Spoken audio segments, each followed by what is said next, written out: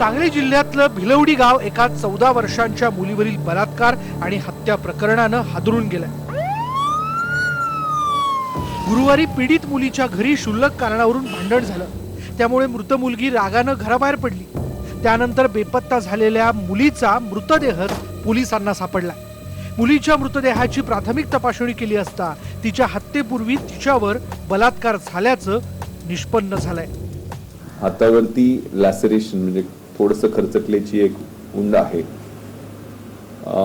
त्यामुळं मात्र private part वरती उंच आणि टियर असल्यामुळं ही बलात्काराची घटना आहे, या कन्क्लुजनला डॉक्टर्स आलेले आहेत। या प्रकरणाची गंभीर दखल पोलिसांनी घेतली आहे। पोलीस महानिरीक्षक विश्वास नांगरे पाटील भिलवडीत तळ ठोकून आहेत।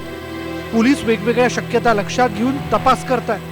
शिवाय सीसीटीव्ही फुटेजच्या माध्यमातून काही धागेदोरे मिळतायत का याचाही शोध घेतला जातोय। त्या परिसरातले त्याच्या आसपासचे जेवढे काही संशयित आहेत त्यांची विचारपूस सुरू केलेली आहे। आतापर्यंत 4 संशयित ताब्यात घेण्यात आलेले आहेत, त्यांची विचारपूस सुरू आहे। अजून आम्ही कोणत्याही कन्क्लुजनला आलेलो नाहीये। बलात्कार आणि हत्येच्या या घटनेनं भिलवडी हादरलंय। भिलवडीत आज बंद पाळण्यात आला। गावकऱ्यांनी निषेध मोर्चा काढून आपल्या संतापाला वाट मोकळी करून दिली।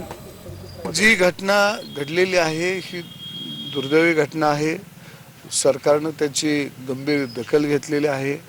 कोणत्याही अफवावरती जनतेनं विश्वास ठेवू नये।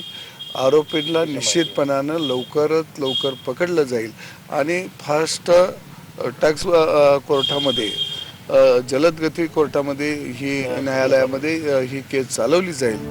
हे बलात्कार आणि हत्या प्रकरण गुंतागुंतीचं आहे आणि हा गुंता सोडून आरोपी जगासमोर आणण्याचं आव्हान पोलिसांसमोर आहे। आसिफ मुरसल, IBN लोकमत, सांगली।